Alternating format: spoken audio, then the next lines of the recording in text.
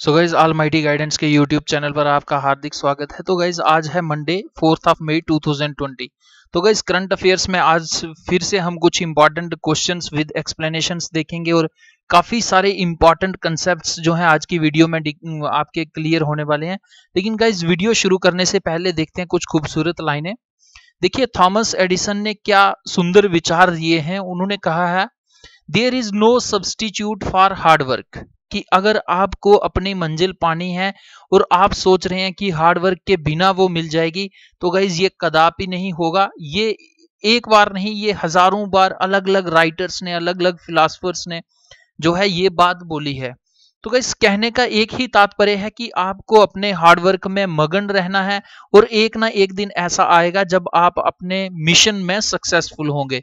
यानी आप मेहनत करके जो आप टारगेट अचीव कर सकते हैं, मेहनत के बिना और कोई ऐसा रास्ता नहीं है कि आप उस टारगेट तक पहुंच सकते हैं। तो गाइस देखते हैं आज की इंपॉर्टेंट वीडियो। तो गाइस करंट अफेयर्स वॉचडॉग में लगातार हम कुछ ऐसी चीजें डिस्कस कर रहे हैं जो लगातार न्यूज़पेपर्स में, चाहे वो कॉम्पिटिटिव एग्जाम्स की मैगजीन्स हैं, इनमें जगह बनाए हुए हैं। और गाइज ये जो करंट अफेयर्स हम डिस्कस कर रहे हैं, ये आप किसी भी एग्जाम की अगर तैयारी कर रहे हैं तो बिना करंट अफेयर्स के एग्जाम को क्लियर करने की सोचना गाइज ये बहुत बड़ी गलती होगी। लगातार गाइज जिस प्रकार से आजकल के एग्जामिनेशंस जो हैं वो पेपर्स सेट कर रहे हैं, तो उनमें क्या हो रहा है कि करंट अफेयर्स की लगातार जो वेटेज है वो बढ़ती जा रही है। तो गाइज शुरू करते हैं आज की वीडियो का पहला क्वेश्चन। देखिए बहुत खूबसूरत क्वेश्चन है सागरमाला प्रोजेक्ट या सागरमाला प्रोग्राम के रिगार्डिंग। तो क्वेश्चन क्या कह रहा है, which of the following are the components of Sagarmala programme. तो आपसे ये पूछा जा रहा है कि सागरमाला प्रोग्राम जो गवर्नमेंट ऑफ इंडिया ने रिसेंटली लॉन्च किया है, उसके इनमें से कौन कौन से कंपोनेंट्स हैं, कौन कौन से ऑब्जेक्टिव्स हैं या पार्ट्स हैं। तो गाइस स्टेटमेंट फर्स्ट है, क्या इसका ये ऑब्जेक्टिव या कंपोनेंट है कौन सा, port modernisation and new port development, की जो पोर्ट्स ऑलरेडी इंडिया के पास बंदरगाह हैं उनकी मॉडर्नाइजेशन करना, उनमें कुछ इंप्रूवमेंट करना, रेक्टिफिकेशन करना और नए जो पोर्ट्स हैं उनको डेवलप करना, उनको और बड़े स्केल पर बनाना। क्या ये इसका कंपोनेंट है। सेकंड स्टेटमेंट है पोर्ट लिंक्ड इंडस्ट्रियलाइजेशन, कि जो भी इंडस्ट्रियल हब्स हैं उनको पोर्टों से, जो अलग अलग पोर्ट्स हैं इंडिया के बंदरगाह हैं उनके साथ उनका लिंकेज एस्टेब्लिश करना, क्या इस प्रोग्राम के अंडर ये इसका कंपोनेंट है। थर्ड स्टेटमेंट कह रही है कोस्टल कम्युनिटी डेवलपमेंट, की जो कोस्टल एरियाज के लोग हैं, जो कम्युनिटी है उनकी डेवलपमेंट करना, क्या ये इसका कंपोनेंट है। फोर्थ कह रहा है coastal shipping and inland waterways transport, कि जो कोस्टल एरियाज पर शिपिंग है, यानी जो शिप्स वगैरह चलते हैं, लोकल चलते हैं या नेशनली या इंटरनेशनल लेवल पर चलते हैं, उनके साथ कनेक्टिविटी एस्टेब्लिश करना, यानी जो इनलैंड वाटरवेज हैं। इनलैंड गाइस वो होते हैं जो समुद्र से नहीं बल्कि जो बड़ी बड़े दरिया हैं, नदियां हैं, उनके बीच में बोट्स या शिप्स जब निकलते हैं, यानी समुद्र से हटकर। इंडिया में काफी सारी बड़ी बड़ी नदियां हैं, जैसे गंगा है, यमुना है, इनके बीच में भी इनलैंड वाटरवेज जो हैं एस्टेब्लिश किए गए हुए हैं काफी सारे। तो कोस्टल शिपिंग और इनलैंड वाटरवेज जो हैं ट्रांसपोर्ट, इनकी इंप्रूवमेंट करना, क्या ये भी एक कंपोनेंट है सागरमाला प्रोग्राम का। तो गाइस ये चारों ऑप्शंस देख के आपको करेक्ट आंसर बताना। ऑप्शन ए कह रहा 1, 2 एंड 3, बी कह रहा 1, 3 एंड 4, सी कह रहा 1, 2 एंड 4, डी कह रहा 1, 2, 3 एंड 4। तो गाइस देखते हैं इसका आंसर। देखिए ये जो चारों आपके पास स्टेटमेंट्स हैं ये करेक्ट हैं regarding the Sagarmala programme. Sagarmala programme क्या है, it is the flagship programme of the ministry of shipping to promote port-led development in the country through harnessing India's 7500 kilometre long coast line. तो गाइस लगभग जो भारत की boundary है, international boundary, या मैं आपको कहूं कि भारत के नक्शे का जो आउटर पार्ट है उसकी कितनी लेंथ है, लगभग 15,000 किलोमीटर। तो उसका 50% यानी 7500 किलोमीटर जो है वो सिर्फ कोस्ट लाइन है और बाकी वाला जो एरिया है वो आपका लैंड से बॉर्डर शेयर करता है। तो क्या कह रहा है, ये भारत की जो कोस्ट लाइन है ये 7,500 किलोमीटर प्लस इसमें क्या है 14,500 kilometre of potentially navigable waterways and strategic location on की इंटरनेशनल मैरीटाइम ट्रेड रूट्स। तो गाइस इसके अलावा ये जो 7,500 तो कोस्ट लाइन है, बंदरगाह वाला इलाका है, इनको हम डेवलप कर सकते हैं, यानी कोस्ट लाइन है। इसके अलावा भारत के पास 14,500 किलोमीटर के आसपास नेविगेबल वाटरवेज हैं, कि ऐसी वाटरवेज हैं जिनको हम नेविगेट कर सकते हैं, यानी जिनका यूज हम कर सकते हैं ट्रांसपोर्टेशन के लिए। ये सारा डेवलप करने के लिए मिनिस्ट्री ऑफ शिपिंग ने प्रोग्राम लॉन्च किया है। कौन सा प्रोग्राम? ये सागरमाला प्रोग्राम है। तो गाइस इसके साथ मैं आपको बता दूं कि ये कोस्टल एरियाज या बंदरगाह को, पोर्ट्स वगैरह को डेवलप करने के लिए सागरमाला है। और जो लैंड के ऊपर, यानी जो 7500 किलोमीटर जो लैंड से हमारी बाउंड्री है, उस सब एरिया को डेवलप करने के लिए भारतमाला प्रोजेक्ट या भारतमाला प्रोग्राम चल रहा है। तो गाइस इसके कंपोनेंट्स क्या क्या हैं उनको हम डिटेल में थोड़ा देख लेते हैं। देखिए, components of Sagarmala programme are port modernisation and new port development. सबसे पहला इसका ऑब्जेक्टिव क्या है कि जितने भी ऑलरेडी एग्जिस्टिंग पोर्ट्स हैं उनको मॉडर्नाइज करना, उनको नई जो टेक्नोलॉजी या फिर साइंस एंड टेक्नोलॉजी में डेवलपमेंट हो रही है उनको नए तरीके से वापस बनाना, एंड न्यू पोर्ट डेवलपमेंट, और कुछ नए पोर्ट्स भी बनाना, क्योंकि ऑलरेडी जितने पोर्ट्स हैं उन पर काफी ज्यादा ट्रैफिक बढ़ गई हुई है, और उनकी ट्रैफिक को नॉर्मलाइज करने के लिए नए पोर्ट्स को डेवलप करना, ये भी इस सागरमाला प्रोग्राम का एक इंपॉर्टेंट कंपोनेंट है। Debottlenecking and capacity expansion of existing ports and development of new greenfield ports. तो गाइस ग्रीनफील्ड पोर्ट्स वो होते हैं जिनमें आप किसी भी प्रकार का न्यूक्लियर या आप थर्मल एनर्जी को ना यूज करें, केवल या तो आप उनको ग्रीन एनर्जी से लैस करना है, यानी सोलर एनर्जी या ऐसी एनर्जी को कंज्यूम करना वहां पर जिससे किसी भी प्रकार का पोल्यूशन ना निकले। तो गाइस ये भी एक कंपोनेंट है सागरमाला प्रोग्राम के अंदर। नेक्स्ट है पोर्ट कनेक्टिविटी एनहेंसमेंट, की जो अलग अलग पोर्ट्स हैं, एक मानिए कि कोई मुंबई का पोर्ट है, उसको अगर केरला के किसी पोर्ट के साथ कनेक्ट करना है तो ये कनेक्टिविटी बहुत अच्छे ढंग से होनी चाहिए। इस प्रकार का ऑब्जेक्टिव भी सागरमाला प्रोग्राम के अंडर आता है। Enhancing the connectivity of the ports to the hinterland, की जो दूर दराज के पोर्ट्स हैं उनके साथ मेन पोर्ट्स का लिंक एस्टेब्लिश करना। Optimising cost and time of cargo movement through multi modal logistics solutions including domestic waterways, inland water transport and coastal shipping। तो गाइस कहने का तात्पर्य यह है कि जो बड़े बड़े पोर्ट्स हैं उनको छोटे पोर्ट्स के साथ कनेक्टिविटी एस्टेब्लिश करना, पोर्ट्स की जो इनलैंड वाटरवेज हैं उनके साथ कनेक्टिविटी एस्टेब्लिश करना। तो गाइस एक चीज मैं आपको बता दूं कि अगर ट्रांसपोर्टेशन होती है तो सबसे कम खर्चा जो है वो वाटर के ऊपर आता है, उसके बाद रेलवे आता है, उसके बाद बाई रोड आता है, और सबसे कॉस्टली बाई एयर ट्रांसपोर्टेशन पड़ती है। यानी वाटर का सबसे जो है एक तो इजी है, दूसरे नंबर सबसे सस्ता ट्रांसपोर्टेशन चार्जेस पड़ते हैं, इसीलिए ये सागरमाला प्रोग्राम जो है ये गवर्नमेंट ऑफ इंडिया लाई है। सेकंड, नेक्स्ट कह रहा है पोर्ट लिंक्ड इंडस्ट्रियलाइजेशन, की जितने भी पोर्ट्स हैं या जितने भी इंडस्ट्रियल हब्स हैं उनके साथ साथ पोर्ट्स को भी एस्टेब्लिश करना चाहिए, क्योंकि अगर किसी भी कंट्री में अगर ये ट्रांसपोर्ट किया जाता है, एक्सपोर्ट किया जाता है भारत के प्रोडक्ट्स को, तो उनको भेजने में आसानी होगी, यानी कम ट्रांसपोर्ट के चार्जेस लगेंगे। Coastal community development, promoting sustainable development of the coastal communities through skill development and livelihood generation activities, fisheries development, coastal tourism. तो गाइस ये प्यारा कह रहा है कि जो कोस्टल एरियाज में लोग रहते हैं उनकी डेवलपमेंट करना, उनको स्किल्स प्रोवाइड करना, उनकी लाइवलीहुड को जनरेट करना, ऐसे वहां पर एक्टिविटीज करनी, फिशरीज की डेवलपमेंट करनी और कोस्टल टूरिज्म को बढ़ावा देना। इससे गाइस क्या होगा कि जो वहां पर कोस्टल एरियाज या पोर्ट्स के इर्द गिर्द जो कम्युनिटी होगी वो सरकार को सहयोग करेगी। अगर उनकी लाइवलीहुड अच्छी होगी, उनमें स्किल्स अच्छी होंगी, तो उन पोर्ट्स को और सुंदर बनाने के लिए और एनरिच करने के लिए ये कम्युनिटी हेल्पफुल साबित होगी। Coastal shipping and inland waterways transport, impetus to move cargo through the sustainable and environment friendly coastal and inland waterways mode. तो गाइस जैसे क्लाइमेट चेंज हो रहा है, इन्वायरमेंट पे पोल्यूशन का असर बढ़ रहा है, तो इसमें ये कहा गया है कि जो कोस्टल शिपिंग है और इनलैंड वाटरवेज ट्रांसपोर्ट है उनको इन्वायरमेंट फ्रेंडली वे से डेवलप करना है। तो गाइस बहुत इंपॉर्टेंट क्वेश्चन है ये सागरमाला प्रोग्राम, इसमें मैंने डिस्कस कर दिया। आपको क्या करना है कि वीडियो को देखने के बाद भारतमाला प्रोग्राम या भारतमाला प्रोजेक्ट को भी ध्यान से पढ़ना है। तो गाइस देखते हैं नेक्स्ट क्वेश्चन।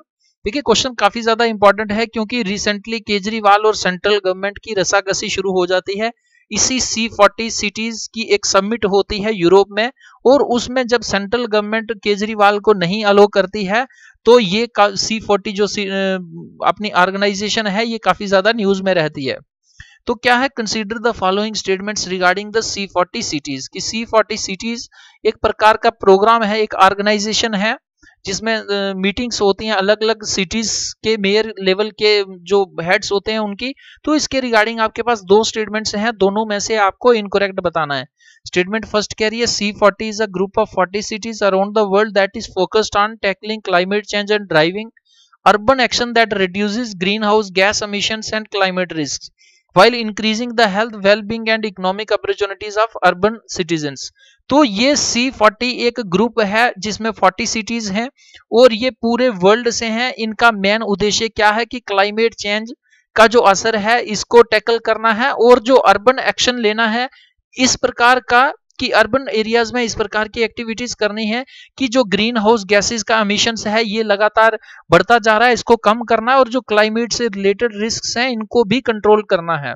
इसके साथ साथ इनका ये भी ऑब्जेक्टिव है कि जो हेल्थ से लेके लोगों की भलाई, अच्छी सेहत के लिए और जो इकोनॉमिक अपॉर्चुनिटीज हैं ये सब प्रोवाइड करना, अच्छी हेल्थ, लोगों की सेहत, लोगों का खाना पीना और उनको एम्प्लॉयमेंट की अपॉर्चुनिटीज पर्टिकुलरली उन एरियाज में जो लोग अर्बन सिटीजन्स हैं उनको प्रोवाइड करना। तो गाइस क्या ये स्टेटमेंट C40 सिटीज के रिगार्डिंग करेक्ट है? आपको ये इनकरेक्ट है या करेक्ट है? आपको इनकरेक्ट बताना है। तो कोई सेकंड स्टेटमेंट कह रही है from India new Delhi and Mumbai are the only two cities that are member cities of the C40 कि C40 में भारत से केवल दो ही सिटीज हैं, न्यू दिल्ली और मुंबई। तो गाइस ये दोनों स्टेटमेंट्स पढ़ के C40 सिटीज के रिगार्डिंग आपको इनकरेक्ट बताना है। ऑप्शन ए कह रहा 1 ओनली, बी कह रहा 2 ओनली, सी कह रहा बोथ 1 एंड 2, डी कह रहा नाइदर 1 नॉट 2। तो गाइस देखते हैं इनकरेक्ट इन दोनों में से कौन सा है। गाइस ये जो दोनों स्टेटमेंट्स हैं ये दोनों स्टेटमेंट्स गलत हैं, क्योंकि ये जो C40 ऑर्गेनाइजेशन है इसमें इनिशियली सिटीज 40 थी लेकिन अब लगभग 96 सिटीज हो गई हैं और इंडिया की केवल न्यू दिल्ली और मुंबई ही नहीं है, काफी सारी सिटीज जो हैं इस ऑर्गेनाइजेशन में अब आ गई हैं। तो बेहतर जानकारी के लिए समझते हैं एक्सप्लेनेशन से द C40 सिटीज। तो गाइस इनका ऑफिशियल नेम क्या है? The C40 cities climate leadership group is a group of 96 cities around the world. तो इसमें अभी तक कितनी सिटीज हैं? 96 हैं। ये जो नंबर है लगातार आने वाले समय में आपको बढ़ता हुआ मिलेगा। C40 is focused on tackling climate change and driving urban action that reduces greenhouse gas emissions and climate risks। तो इनका क्या ऑब्जेक्टिव है कि ग्रीन हाउस गैसेज और जो क्लाइमेट से रिलेटेड जो रिस्क सामने आ रहे हैं उन सबको खत्म करना, उन सबको कंट्रोल में करना, while increasing the health, well-being and economic opportunities of urban citizens। तो जो अर्बन एरियाज के लोग हैं उनको अच्छी सेहत, अच्छी एजुकेशन और उनको इकोनॉमिक अपॉर्चुनिटीज प्रोवाइड करना, ये इस ऑर्गेनाइजेशन का प्राइमरी ऑब्जेक्टिव है। फ्रॉम इंडिया, अब इंडिया में से कौन कौन सी सिटीज जो हैं C40 सिटीज इस ऑर्गेनाइजेशन में है? इंडिया से हैं Bengaluru, Chennai, Jaipur, Kolkata, Mumbai and new Delhi are the member cities of the C40। तो गाइस काफी ज्यादा इंपॉर्टेंट है, आपको कोई सिटी आपको 3-4 सिटीज देकर ये पूछा जा सकता है कि इनमें से कौन सी सिटी जो है C40 cities climate leadership group का पार्ट नहीं है। तो गाइस आपको वो आइडेंटिफाई करके बाहर निकालनी होगी। तो गाइस देखते हैं नेक्स्ट क्वेश्चन। देखिए क्वेश्चन मोस्ट इंपॉर्टेंट है क्योंकि रिसेंटली ये जो बीजक के लेखक हैं जिन्होंने बीजक को लिखा है ये काफी ज्यादा न्यूज में थे। तो गाइस क्या है क्वेश्चन, कह रहा था पॉपुलर वर्क बीजक इज कंपोज्ड बाय कि काफी मशहूर एक रचना है बीजक, इसको किसने लिखा है? कबीरदास जी ने, तुलसीदास जी ने, सूरदास जी ने या मीराबाई जी ने? तो गाइस देखते हैं इसका आंसर। देखिए इसका आंसर है कबीरदास जी। अब कबीरदास जी वाजा गाइस, अगर आप यूपीएससी या अपने स्टेट पीएससी या किसी भी गेजेटेड लेवल के एग्जाम की तैयारी कर रहे हैं तो उसमें आपके हिस्ट्री का एक इंपॉर्टेंट पार्ट आता है कि भक्ति मूवमेंट्स। भक्ति मूवमेंट्स में आपको सूफीज्म, भक्ति, ये सारे जो चीजें हैं ये पढ़नी है। तो भक्ति मूवमेंट में कबीरदास जी का एक अव्वल स्थान है, आपको इनके बारे में पढ़ना है।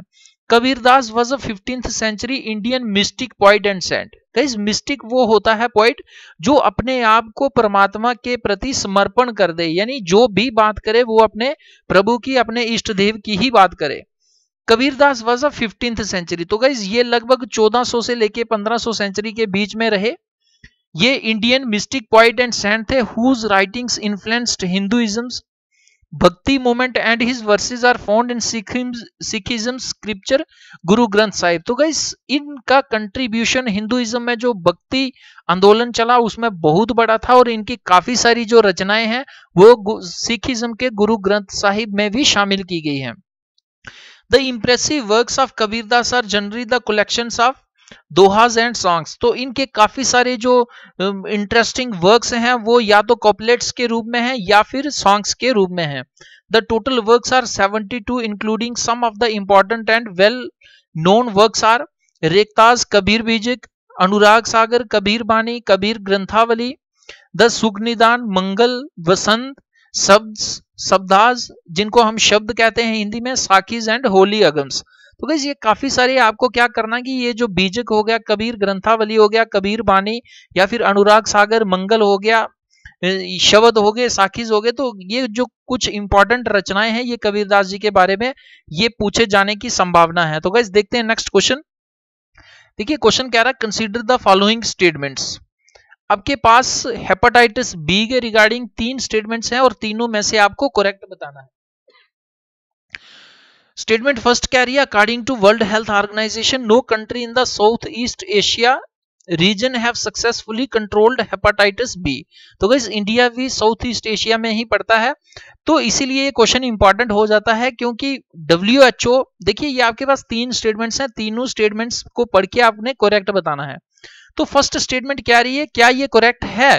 क्या स्टेटमेंट है? According to world health organisation, कि वर्ल्ड हेल्थ ऑर्गेनाइजेशन के अकॉर्डिंग कि ये जो साउथ ईस्ट एशिया रीजन है इसमें कोई भी ऐसी कंट्री नहीं है जिसने हेपेटाइटिस बी को कंप्लीटली कंट्रोल कर लिया है। सेकेंड स्टेटमेंट कह रही है hepatitis B said to be controlled when the disease prevalence is reduced to less than 10% among children less than 5 years of age. कि वर्ल्ड हेल्थ ऑर्गेनाइजेशन ही क्या ये कहती है कि हेपेटाइटिस बी अगर 10% या इससे कम हो जाता है, इसकी जो क्वांटिटी है वो कम हो जाती है, और किन में कम होती है? उन बच्चों में जिनकी एज 5 साल से कम है। अगर इस प्रकार से इसकी जो परसेंटेज है 10% से कम आ जाती है तो इसे हेपेटाइटिस बी ये माना जाएगा कि ये जो हेपेटाइटिस बी है इसको कंट्रोल कर लिया गया है। क्या ये करेक्ट है हेपेटाइटिस बी के रिगार्डिंग? थर्ड कह रहा है in India nation wide hepatitis B vaccine was introduced in the universal immunisation programme. कि गवर्नमेंट ऑफ इंडिया ने जो यूनिवर्सल इम्यूनाइजेशन प्रोग्राम को लॉन्च किया हुआ है उसमें हेपेटाइटिस बी की वैक्सीन को क्या इंट्रोड्यूस किया हुआ है। तो गाइस ये तीनों स्टेटमेंट्स हैं, तीनों को देख के आपको करेक्ट बताना। ऑप्शन ए कह रहा 1 and 2, बी कह रहा 2 and 3, सी कह रहा 3 ओनली, डी कह रहा 1, 2 and 3। तो गाइस देखते हैं इसका आंसर। देखिए ये जो तीसरी स्टेटमेंट है गाइस केवल यही करेक्ट है, ये जो दोनों स्टेटमेंट्स हैं ये आपकी इनकरेक्ट हैं, क्योंकि काफी सारी कंट्रीज जैसे भूटान हो गया, जैसे बांग्लादेश हो गया, इन्होंने हेपेटाइटिस बी को सक्सेसफुली कंट्रोल कर लिया है। एक्सप्लेनेशन में देखते हैं, और ये 10% नहीं है गाइस, ये अगर 1% या इससे कम इसकी परसेंटेज होती है 5 साल से कम बच्चों की एज में, तो हेपेटाइटिस बी को ये माना जा सकता है कि ये कंट्रोल हो गया है। तो गाइस एक्सप्लेनेशन में देखते हैं। देखिए on September 3rd 2019 Bangladesh, Bhutan, Nepal and Thailand became the first 4 countries in the World Health Organization's Southeast Asia region to have successfully controlled hepatitis B। तो हेपेटाइटिस बी को किसने कंट्रोल कर लिया है? आपको साउथ ईस्ट एशिया में ये 4 कंट्रीज मिलेंगी, बांग्लादेश, भूटान, नेपाल और Thailand. The virus is said to be controlled when the disease prevalence is reduced to less than 1% among children less than 5 years of age। तो गाइस अगर 5 साल से कम बच्चे की एज में, इस एज ग्रुप में अगर 1% से कम लोगों में हेपेटाइटिस बी पाया जाता है तो ये माना जाएगा कि इस प्रकार का वायरस जो है इसको सक्सेसफुली कंट्रोल कर लिया गया है। Despite the introduction of hepatitis B vaccine in the Universal Immunization Program in 2002 and scaling up nationwide in 2011, about 1 million people in India became chronically infected with the virus every year। तो guys India में अभी इसको successfully control नहीं किया गया है, बल्कि काफी सारी जो इसकी रेशो है वो बढ़ गई हुई है। तो गाइस देखते हैं नेक्स्ट इंपॉर्टेंट क्वेश्चन। देखिए क्वेश्चन है eat right movement was launched by, काफी ज्यादा न्यूज में है क्योंकि लगातार जिस प्रकार से लोगों की हेल्थ के रिलेटेड प्रॉब्लम्स बढ़ती जा रही हैं, तो ये रिसेंटली एक किसी ऑर्गेनाइजेशन ने ये ईट राइट मूवमेंट इस प्रकार के कैंपेन को लॉन्च किया। कि लोगों में एक अच्छे प्रकार का खाना खाया जाए, इस प्रकार की अवेयरनेस को फैलाने के लिए। तो आपसे ये पूछा जा रहा है कि ईट राइट मूवमेंट को किसने लॉन्च किया। ऑप्शन ए कह रहा है वर्ल्ड हेल्थ ऑर्गेनाइजेशन, बी कह रहा FSSAI food safety and standards authority of India, C कह रहा union ministry of health and family welfare, D कह रहा नन ऑफ दिस। तो गाइस देखते हैं इसका आंसर। देखिए ये जो ऑर्गेनाइजेशन है फसाई food safety and standards authority of India, काफी ज्यादा न्यूज में रहती है गाइस। इसको आपने जब भी जाना है तो अच्छे डिटेल से इसको पढ़ के जाना है। About eat right movement, it was launched by the food safety and standards authority of India in the year 2018। तो गाइस इसको कब ईट राइट मूवमेंट को किसने लॉन्च किया? फसाई ने लॉन्च किया 2018 में। The movement aims to cut down salt sugar and oil consumption by 30% in 3 years। तो इस मूवमेंट का क्या टारगेट है कि शुगर और साल्ट तथा इसके अलावा जो ऑयल का कंजम्पशन है इंडिया में गाइस, ये तीनों चीजें बहुत अधिक मात्रा में यानी एक लिमिट से ज्यादा खाई जाती हैं। तो इसकी कंजम्पशन को लगभग 30% या इससे ज्यादा कंट्रोल करना आने वाले 3 सालों में, यानी इसका टारगेट कब तक है? 2021 तक। It also aims to engage and enable citizens to improve their health and well being by making the right food choices. तो गाइस इसका अल्टीमेट एम क्या है कि लोगों की हेल्थ को इंप्रूव करना, उनकी सेहत को अच्छा करना। और सेहत और हेल्थ कैसे अच्छी होगी? जब लोग अच्छे प्रकार का खाना खाएंगे। तो गाइस आपको ये वीडियो कैसी लगी आप जरूर कमेंट बॉक्स में कमेंट करके बताएं। गाइस अगर आपको किसी भी प्रकार का कंफ्यूजन है या आप कोई सुजेशन देना चाहते हैं तो गाइस आपके पास बहुत सारे वेज हैं। आप क्या कर सकते हैं, आप कमेंट बॉक्स में अपना मैसेज ड्रॉप कर सकते हैं या almightyguidance@gmail.com इस पर आप ईमेल कर सकते हैं। इस व्हाट्सएप नंबर का भी हेल्प ले सकते हैं। गाइस हर एक वीडियो का पीडीएफ पाने के लिए आपको क्या करना है कि ऑलमाइटी गाइडेंस के यूट्यूब चैनल को टेलीग्राम पर सर्च करके वहां ज्वाइन करना है। इसका बेनिफिट आपको ये होगा कि हर एक वीडियो का पीडीएफ आपको वहां पर मिल जाएगा, जिससे जब आपका एग्जाम होगा तो आप पूरी वीडियो 20-25 मिनट की नहीं देखेंगे, केवल पीडीएफ 2-3 मिनट में जो है रिवाइज हो जाएगा। इसके अलावा गाइस अर्ली मॉर्निंग काफी सारे अच्छे न्यूज़पेपर्स जो हैं वो भी प्रोवाइड किए जाते हैं, आप उन्हें भी पढ़िए क्योंकि न्यूज़पेपर्स के बिना आपका करंट अफेयर्स कभी भी कंप्लीट नहीं हो सकता। गाइस इसके अलावा कॉम्पिटिटिव एग्जाम्स के लिए काफी सारी बुक्स पीडीएफ फॉर्म में यहाँ पर शेयर की जाती हैं।